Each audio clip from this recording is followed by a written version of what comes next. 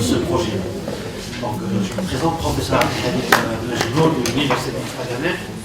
Je suis directeur du laboratoire électromagnétique et ingénieur pédagogue également et fortement impliqué dans les recherches sur la conception des laboratoires démocratiques à distance. En présentant ce projet réseau de laboratoires démocratiques à distance, c'est également un appel à participation à ce projet. L'objectif de ce projet, c'est de fédérer un réseau d'établissements qui mutualise la conception des travaux pratiques. Comme nous avons des difficultés à répondre aux besoins tout en croissant du nombre d'étudiants, il est difficile de mutualiser les équipements. Donc, dans ce projet-là, on ne mutualise pas les équipements sauf cas particulier, mais on mutualise les conceptions. Donc, on a construit un TP, par exemple, pour le TP sur les oscillateurs, on donne la conception à d'autres universités pour reproduire ce même TP et gagner du temps. Donc, le projet, il commence par un noyau à l'Université de Mostaganem et l'Université également. Donc, on se propose de concevoir des travaux pratiques, des conceptions pédagogiques, conception matérielle des travaux pratiques, et on se donne comme objectif de concevoir 30 TP à distance à l'horizon 2019. Donc, le projet vient juste à peine de commencer. Donc, nos partenaires, c'est l'Université de Mostaganem et l'Université également, et on a un accompagnement financier de l'AUF à hauteur de 54 000 € pour l'acquisition des équipements. Donc, ce projet fait suite à un autre projet qui était en parallèle avec le projet de science. Il s'agit du projet EOP qui est terminé actuellement. Ce projet est une formation de niveau L3 entièrement à distance et à notre connaissance, c'est la première formation au monde complètement à distance qui comprend également les travaux pratiques qui seront diplômantes, y compris dans MIT. Donc les formations ne sont pas diplômantes, on nous donne accès, mais la première formation au monde diplômante, c'était notre projet.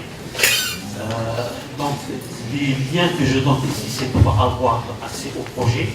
Le premier lien, c'est le site international, un autre francophone, et puis l'inscription. L'inscription dans cette licence, elle se fait à tout étudiant en physique ou bien en électronique de niveau L2 et qui peut avoir une formation de niveau L3 complètement à distance et avoir en même temps un diplôme français. Donc il y a un consortium de 15 établissements qui participent à la convention, des Belges, des Portugais, des Roumains, des Algériens, des Marocains, des Tunisiens qui sont dans le projet. 10 minutes ne me permet pas de m'étaler sur le projet, mais vous avez le lien pour avoir le contenu de la formation et l'inscription si jamais d'aventure vos étudiants sont intéressés d'avoir cette formation. Le projet qui nous intéresse, le projet de réseau de laboratoire travaux pratiques à distance. Donc ici, je donne une solution technique. Côté étudiant, l'étudiant voit les instruments qui sont sur la plateforme. J'ai été agréablement surpris. J'ai manipulé ces instruments ici à partir de Constantin. Je vais répondre au cœur de tout comme si j'étais en présentiel. Si je reste un peu de temps à la fin de l'exposition, je ferai une petite démonstration. Donc ici, sur la plateforme Moodle, l'étudiant voit les instruments de mesure comme étant des ressources qu'il peut manipuler, un oscilloscope, un générateur de fonctions, à partir de la plateforme Moodle. Techniquement, nous n'avons pas toute l'infrastructure de AILA. C'est une solution qui a été élaborée à Mostaganem, très faible coût. Donc on retrouve les instruments de mesure, et puis une matrice de commutation avec serveur web intégré, cette partie-là qui est là. Donc un PC Duino, c'est un ordinateur monocarte, et qui va héberger et piloter toutes les manipulations. Donc l'étudiant peut faire plusieurs montages, il a une interface web, et au laboratoire, on voit des relais qui s'ouvrent et se ferment pour apporter la configuration établie par les étudiants. Donc, cette matrice est réutilisable, elle coûte à peu près 10 000 dinars. Et puis l'instrument, donc ici il y a des solutions qui sont à faible coût, des solutions qui sont élaborées. Ici j'ai montré un oscilloscope de dernière génération. Et puis la carte de TP, le passage d'un TP à un autre, il suffit de changer cette carte qui, dans le coût, autour de 1000 dinars, et qui permet de faire individualiser la formation, individualiser les TP, individualiser les évaluations également. Donc l'ouverture du partenariat, elle se fait, le réseau dont le noyau est de Mostaganem également, il est ouvert. Toute université peut adhérer sous certaines conditions. Donc les conceptions sont mutualisées, conception pédagogique, le TP, la conception matérielle et la conception logicielle. Donc, il y a des interfaces à développer, des équipements à réaliser et aussi la conception pédagogique du TP, se conçoit également pédagogiquement. Il ne suffit pas d'avoir des équipements pour avoir un TP. Donc le nouvel adhérent mobilise des ressources matérielles et humaines, je vais les citer par la suite, bénéficie d'une formation pour mettre en place son laboratoire, reproduit localement les TP auxquels il a accès, conçoit de nouveaux TP, il est à la disposition du consortium, et puis il sera appelé à disséminer la formation qu'il a reçue. Donc à l'issue de ce projet, en 2 années, nous aurons 30 TP accessibles à distance entre l'université de Guelma et de Mostaganem. Donc si dans le retour de l'université de Constantine devrait adhérer à ce projet-là, elle aura les 30 TP qu'on mettra à sa disposition, à chaque fois à les reproduire, mais elle aura en charge aussi de produire d'autres TP, disons 5. Elle mettra à la disposition des formations, elle pourra elle-même reprendre la formation pour d'autres universités. Donc si chaque nouvel adhérent adhère au projet avec 5 TP, au niveau national, nous aurons un répertoire de TP à distance complètement conçu pédagogiquement, matériellement, et des interfaces, et on pourra à la suite puiser dans ce répertoire de travaux pratiques pour concevoir des formations. Donc les équipements, pour donner l'ordre de grandeur des équipements, vous avez parlé tout à l'heure du cahier de charge, le cahier de charge on le donne directement. Des solutions, donc on a généralement besoin d'un oscilloscope, je donne l'oscilloscope de dernière génération, 450 000 $, alimentation avec interface LAN, 150 000, un générateur de fonction 190 000. Il existe aussi des solutions faible coût, donc c'est un oscillateur plus un générateur de fonction 80 000 $, à lui seul il peut faire beaucoup de TP, un multimètre numérique, une matrice de commutation, celle que j'avais montrée tout à l'heure avec les relais pour modifier les configurations. Celle-ci, elle est à développer localement, nous donnons les équipements pour la reproduire, et une carte de TP à développer pour chaque TP. Donc, vous voyez, quand on réutilise des instruments, ajouter un TP d'un point de vue matériel, c'est pratiquement 1000 $, c'est pratiquement, c'est juste les composants qu'on doit acheter pour passer d'un TP à un autre.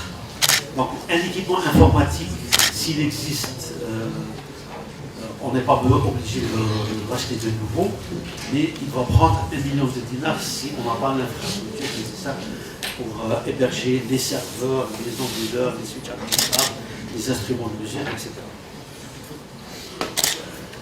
Comme personnel technique, donc j'ai bien apprécié l'accompagnement que fait l'université de Constantine au enseignement. Un enseignant pour aller basculer d'un enseignement classique à un enseignement à distance, s'il n'a pas l'assistance nécessaire, il ne va pas se mettre au développement des interfaces web, etc. Donc il a besoin d'une assistance. Donc outre l'enseignant qui développe pédagogiquement son TP, donc le maître du contenu pédagogique, il aura besoin d'un électronicien pour réaliser les cartes, il aura besoin d'un informaticien pour administrer les réseaux, les instruments de mesure, les mettre sur le réseau, les rendre accessibles à distance, et l'administrateur réseau de l'université joue un rôle capital. Et puis, il y aura un développement web. Contrairement à Constantine, nous n'avons pas opté pour la solution la plus haut, nous avons opté pour des solutions complètement open source. Donc, un développeur web, il maîtrise le langage HTML, JavaScript et SVG pour les graphiques, et qui va développer les interfaces web. Donc l'enseignant dessine sur papier qu'est-ce que l'étudiant devrait avoir comme interface, et l'ingénieur pour développer cette interface. Comme agent de maintenance, pas de compétences particulières, on vit dans le schéma précédent. Pour passer d'un TP à un autre, il suffit de changer juste de boîte, et chaque boîte on aura un schéma de configuration, pas de compétences particulières, sinon maintenir le chose. Évidemment, quand j'ai dit que l'université, l'adhérence qui a le projet va bénéficier de la formation, il y aura une formation pour chacun des types des enseignants. pour l'aspect pédagogique, les ingénieurs pour le développement et l'administrateur pour configurer le réseau des travaux pratiques à distance. En faisant un changement, donc, on change aussi de pédagogie. Et la méthode actuelle, qu'on retrouve pratiquement aussi à distance, généralement, dans toutes les universités, on a un préalable. On demande à l'étudiant de faire un travail préparatoire. On va au laboratoire et puis une remise d'un compte rendu après le laboratoire. Donc, acquisition d'une notion théorique, vérification expérimentale et post-là, compte rendu, etc. Je n'ai pas opté pour cette méthode-là. Donc, cette méthode-là n'inculque pas la démarche scientifique à l'étudiant. L'étudiant, quand il va faire son TP expérimental, il connaît déjà le résultat de ce qu'il va observer. Or, un chercheur ne connaît pas le résultat d'une expérience avant de l'avoir fait. Beaucoup d'enseignants ont beaucoup de résistance à ce changement pédagogique. On va dire que le TP va précéder le cours. Donc, dans la méthode que nous mettons en place, l'étudiant va au TP avant d'aller au cours. Celle-ci n'est pas spécifique à la distance, c'est une spécificité pédagogique recherchée d'une manière intentionnelle. On veut inculquer à l'étudiant la démarche scientifique et à mon sens, elle est beaucoup plus importante que l'aspect technologique parce qu'elle peut aussi être implémentée en présentiel. Et le TP précède le cours. Donc la méthode que je donne, la méthode des 5 E, donc on a les 5 E aussi bien en français qu'en anglais. La référence, on la trouve ici. Et elle consiste en 5 étapes. La première étape, c'est un engagement, mise en situation. On formule un problème, on part à partir de l'étudiant de ce qu'il a acquis déjà, ce qu'il sait déjà. Et puis on le guide, on lui demande de faire des expériences. S'il n'a pas le cours, il ne sait pas, il ne connaît pas le résultat de cette expérience. Donc il va observer, il va collecter des données, il va arriver à des conclusions. Pour illustrer ce propos, je donne par exemple pour les électroniciens comprendre. Donc si on part de l'étudiant, on lui donne un diviseur potentiométrique de résistance. On va voir que à partir de 5 volts, on va voir en faisant varier les résistances des tensions. Donc l'étudiant, on lui donne, est-ce que celle-ci, la question, est-ce que ce diviseur potentiométrique varie aussi en résistance solidaire? Il va vérifier que ça marche. Est-ce que le gain de ce montage-là dépend de la fréquence? Il ne dépend pas de la fréquence, il le vérifie, ça c'est l'engagement, il va. On lui pose la question, si on remplace une résistance par une capacité, qu'est-ce qui se passe? A priori, il n'en a aucune idée. Et il est en train d'étudier un filtre. Il va voir que le résultat de ce montage va faire un filtre passe haut ou passe bas, sinon selon qu'il remplace la première ou la deuxième résistance. Mais a priori, il ne connaissait pas ce résultat de cette expérience. Donc il va observer, collecter des données, tracer des courbes, arriver à la conclusion que le montage dépend de la fréquence et que la première résistance donc, filtre les basses fréquences et le deuxième les hautes fréquences. La deuxième, il faut qu'on sorte du labo et on va aux explications, le concept théorique. Alors, on va guider l'étudiant, on va lui dire que essayez d'interpréter ça en remplaçant la résistance réelle par une résistance complexe. Et à partir de ça, il doit retrouver les résultats expérimentaux, et non pas l'inverse.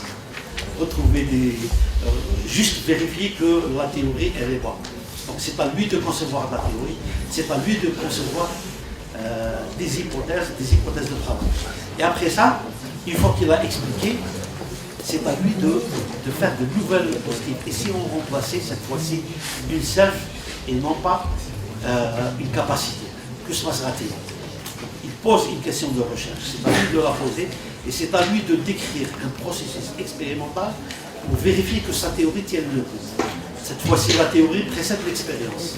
Il imagine une expérience, il va la réaliser, il revient au labo, ça devient possible parce que le TP est à distance, il dit anywhere, anytime, donc il peut y aller à chaque moment, selon le temps qui lui revient, et ensuite il fait une évaluation. Je n'aurai pas le temps de m'étaler aussi sur les évaluations. Donc ici un exemple, un test, donc dans Moodle, on a une question. On donne une question à l'étudiant Et l'instrument, il est imbriqué dans la question. Il ne peut pas répondre à la question sans manipuler l'instrument. Donc ici, nous sommes par exemple dans ce thème-là, on cherche à évaluer les compétences. Est-ce que l'étudiant sait caractériser un syllabe, déterminer son amplitude, déterminer sa fréquence, déterminer les. Donc on lui pose des questions sont enregistrées, et un test dans Moodle à l'étudiant auquel il ne pourra pas répondre. Avec la matrice de communication, on peut individualiser les questions. Les étudiants n'auront pas la même question, n'auront pas les mêmes résultats, n'auront pas les mêmes réponses. Et pour répondre à la massification, Moodle va soulager l'enseignant d'une partie de l'évaluation. Une partie de l'évaluation se fera est automatisée dans Moodle. Un autre avantage de ce DB, j'ai fait ici un exemple, un montage expérimental, le Mostalanen, et le multimètre est dupliqué virtuellement. Dans ce montage-là, relevé de la caractéristique du diode, on a besoin d'une alimentation et de 2 multimètres numériques. Donc en réalité, en labo, on utilise un seul multimètre, il va se brancher en voltmètre, afficher un résultat, dans le premier ici, puis il se débranche et se rebranche en ohmmètre, il affiche un résultat. Donc d'un point de vue pratique au laboratoire, on n'a mis que 2 instruments. En présentiel, on n'aurait pas pu le mettre, on aurait mis 3, le gain d'un enseignement. Donc un exemple où on a testé cet équipement, 10 enseignants qui étaient à Guelma, et on a testé ce même équipement. Le temps de réponse de l'équipement est de 400 millisecondes, c'est-à-dire en une seconde, on peut faire plusieurs mesures. 10 enseignements, on avait utilisé simultanément cet équipement, ce qui aurait en présentiel nécessité la mobilisation de 30 équipements, 10 appareils de 10 alimentations et 20 multimètres. Avec seulement 2 appareils, on répond aux besoins de 30 étudiants. À ce moment-là, en présentiel, sinon avec cet équipement, on n'a pas besoin de mettre des subgroupes, de faire travailler les étudiants. Une salle d'informatique permet d'accéder aux équipements, de faire des travaux pratiques. Mon calcul me dit que cet équipement peut remplacer 35 bancs de mesure. 2 équipements au lieu d'une centaine d'équipements. Je ne l'ai pas essayé de tester avec 30, je n'ai pas encore eu suffisamment de candidats pour le tester, mais avec 10, c'est le marché avec une distance également. Quelques références et ressources sur les communications. Une dernière qui est la dernière qui est ici, qui est en cours de publication. On a testé cet équipement l'an dernier avec des étudiants, on a eu des résultats assez surprenants. Donc on a pris la moitié de la promotion qui a travaillé avec le TP en présentiel et la moitié de la promotion a travaillé avec le TP à distance. On a évalué le dispositif en regardant la moyenne des étudiants qui ont travaillé à distance et la moyenne des étudiants qui ont travaillé en présentiel, le temps consommé par les étudiants à distance et le temps consommé en présentiel. Et contrairement à notre attente, les étudiants à distance mettent moins de temps que les étudiants en présentiel. On a trouvé des publications similaires aux nôtres, des résultats. Donc la différence n'est pas tellement significative. Il faut qu'elle soit confirmée avec d'autres travaux pratiques, d'autres expériences. Mais nous l'expliquons par le fait que l'étudiant à distance n'a pas peur de manipuler les instruments, alors qu'en présentiel, un oscilloscope numérique assez de dernière génération, il a peur de le manipuler, il prend beaucoup plus de précautions qu'un étudiant à distance. Cette communication est bientôt apparaître dans Computer Application in Engineering sur YouTube. Pour tout complément d'information, donc je laisse les coordonnées pour ceux qui seraient intéressés par l'idée au prochain. Si j'ai un peu de temps, juste une petite démonstration ici sur la plateforme Moodle. Voilà, la plateforme Moodle. Donc j'ai un équipement, l'oscilloscope que je peux manipuler. J'espère qu'il ne va pas me contredire. À moins que j'ai été déconnecté. Voilà.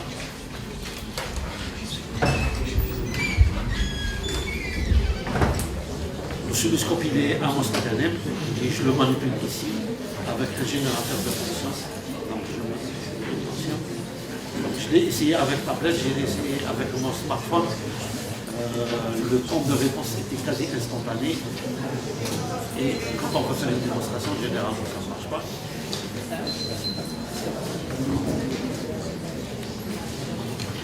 Je vous remercie.